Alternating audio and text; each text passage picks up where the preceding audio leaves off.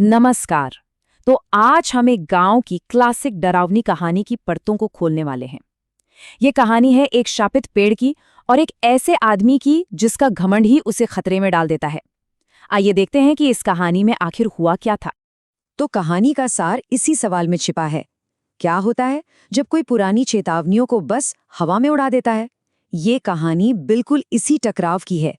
एक तरफ है गांव की मान्यताएं और दूसरी तरफ एक आदमी का अहंकार। देखते हैं इसका नतीजा क्या निकलता है। कहानी की शुरुआत होती है आधी रात के खौफ से, और ये खौफ शुरू होता है रसोई से। सोचिए, रात का गहरा सन्नाटा और एक परिवार जिसे अभी ये नहीं पता कि बस कुछ ही पलों में उनकी दुनिया पूरी तरह से हिलने वाली है। तो आधी रात का समय है, घर में सब लोग सो रहे हैं, तभी गौरी की आँख खुलती है। क्यों? क्योंकि रसोई से कुछ अजीब सी आवाजें आ रही हैं। ये वो नॉर्मल आवाजें नहीं हैं जो रात में एक शांत घर से आती हैं। नहीं, कुछ तो गड़बड़ है। और उसकी बेचैनी और भी बढ़ जाती है जब वो देखती है कि उसका पति शिवलाल बिस्तर पर है ही नहीं। अरे, वो कहाँ गया? और रसोई से जो वो खुरचने चबाने जैसी आवाजें आ रही हैं, क्या उनका शिवलाल से कोई लेना देना है?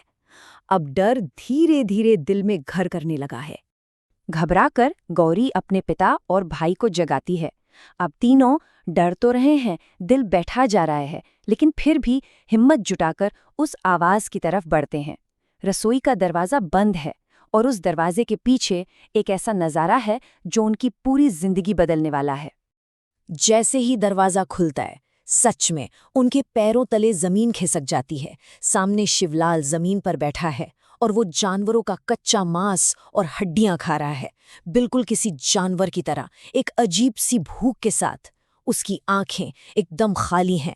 वो शिवलाल है ही नहीं, ऐसा लग रहा है जैसे कोई और है उसके अंदर। तो सवाल ये है कि शिवलाल की ये हालत हुई कैसे? ये समझने के लिए हमें थोड़ा सा पीछे चलना होगा, जहां से ये अंधेरे का सफर शुरू हुआ था। उसकी कहानी की शुरुआत होती है चेतावनियों से, एक के बाद एक चेतावनियां जिन्हें उसने बस नजरअंदाज कर दिया। तो होता यूं है कि शिवलाल अपनी पत्नी गौरी के गांव पहली बार आता है। अब वो गांव के लिए नया है, एक बाहरी आदमी। उसे गांव की किस्से, कहानियों, उसके रहस्यों के बारे में कुछ भी नहीं पता। और यही बात उसे आने वाले खतरे के लिए बिल्कुल आसान शिकार बना देती है।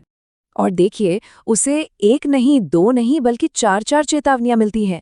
पहली दुकानदार जगतराम काका से, दूसरी खुद उसकी पत्नी गौरी से, तीसरी चेतावनी उसके ससुर देते हैं, और चौथी बार फिर से जगतराम काका जोर देते हैं कि या तो रात को यहीं रुक जाओ या कम से कम एक लालटेन तो साथ ले जाओ। मतलब ये कोई अचानक हुई घटना नहीं थी। हर कोई उसे बचाने की कोशिश कर रहा था, लेकिन हर चेतावनी के साथ उसका अहंकार और मजबूत होता जा रहा था।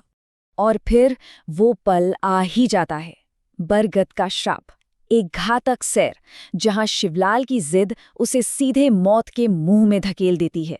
ये कहानी का टर्निंग पॉइंट है, जहां एक फैसला सब कुछ बदल देता है। उसका रवैया कैसा था, वो इन शब्दों में साफ पता चलता है। अरे, भूत प्रेत जैसी कोई चीज नहीं होती, और मैं इन सब में विश्वास नहीं करता।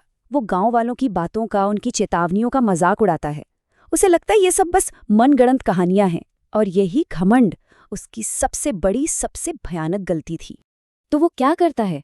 सारी चेतावनियों को अनसुना करके जानबूझकर उसी रास्ते से घर लौटता है जिस रास्ते पर वो शापित बरगद का पेड़ है। शाम ढल रही है, जंगल में एक अजीब सी खामोशी है, लेकिन शिवलाल वो बिल्कुल बेखौफ आगे बढ़ता जा रहा है।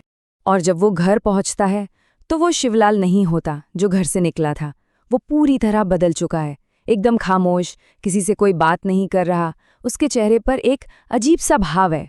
घर वालों को लगा शायद थक गया होगा, लेकिन सच्चाई इससे कहीं ज्यादा डरावनी थी। तो चलिए अब वापस कहानी के प्रेजेंट में आते हैं। रसोई में जो कुछ हो रहा है उसे देखकर परिवार अपनी आखिरी उम्मीद की तरफ भागता है, और वो उम्मीद है गांव के ओझा धर्मू दादा। परिवार फौरन धर्मू दादा को बुलाता है। अब धर्मू दादा कोई बहुत बड़े तांत्रिक नहीं है, बस हाँ, तंत्र मंत्र की थोड़ी बहुत विद्या जानते हैं। लेकिन वही गांव में अकेले ऐसे इंसान हैं जो इस तरह की चीजों से निपटना जानते हैं। तो उम्मीद बस उन्हीं से है कि वो शिवलाल को उस चीज से बचा लेंगे जिसने उस पर कब्जा कर लिया है। धर्मू दादा जब रसोई का दरवाजा खोलते हैं ना, तो सामने शिवलाल नहीं है, बल्कि एक बहुत ही डरावनी आकृति बैठी है। शिवलाल तो बेहोश होकर पास में पड़ा है। अब ये बात बिल्कुल साफ हो जाती है कि हाँ, उस पर किसी बुरी आत्मा का साया है। और फिर शुरू होता है अनुष्ठान। धर्मू दादा सीधे उस आत्मा से बात करते हैं, पूछते हैं, कौन हो तुम? लेकिन वो आत्मा बड़े घमंड से शिवलाल का शरीर छोड़ने से मना कर देती है। तब धर्मू दादा एक मंत्र पढ़ते हैं और एक अभिमंत्रित चीज उस आकृति की तरफ फेंकते हैं। थोड़ी देर एक संघर्ष सा होता है और फिर वो डरावनी आकृति गायब हो जाती है। तो शिवलाल तो बच गया, लेकिन क्या कहानी यहीं खत्म हो जाती है? नहीं, जो फौरी खतरा था वो तो टल गया है, पर उसके बाद जो एक बेचैन करने वाली शांति है, वो ये बताती है कि असली बुराई तो अभी भी वहीं की वहीं है। शिवलाल जब ठीक होता है तो उसे सुरक्षा के लिए एक ताबीज दिया जाता है और उसे और गौरी को साफ साफ सलाह दी जाती है कि जितनी जल्दी हो सके ये गांव छोड़ दो। और वो वही करते हैं, उस जगह से दूर भाग जाते हैं जहां उनके साथ ये सब हुआ। लेकिन धर्मो दादा गांव वालों को एक चेतावनी देते हैं। वो कहते हैं, मुसीबत अभी खत्म नहीं हुई है, हमें जल्द ही उस प्रेत का विनाश करना होगा। और यहाँ कहानी एक नया मोड़ लेती है, क्योंकि एक आदमी को बचाना और बुराई को जड़ से खत्म करना, ये दो बिल्कुल अलग अलग बातें हैं। असली खतरा यानी वो बरगद का भूत, वो तो अब भी वही है। और इस एक घटना के बाद गांव की जिंदगी हमेशा हमेशा के लिए बदल जाती है। पूरे गांव में एक नियम फैल जाता है, सूरज ढलने के बाद कोई भी घर से बाहर नहीं निकलेगा। एक डर है जिसने पूरे गांव को अपनी गिरफ्त में ले लिया है। शिवलाल तो अभी के लिए सुरक्षित है, लेकिन क्या इस बात की कोई गारंटी है कि वो भूत दोबारा उस गांव में नहीं आएगा? और यही वो अधूरा सवाल है जिसके साथ कहानी हमें छोड़ जाती है। शिवलाल और गौरी तो चले गए, पर उस गांव का क्या होगा?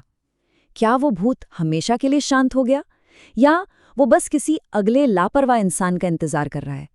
ये एक ऐसा सवाल है जिसका जवाब शायद ही कभी मिले।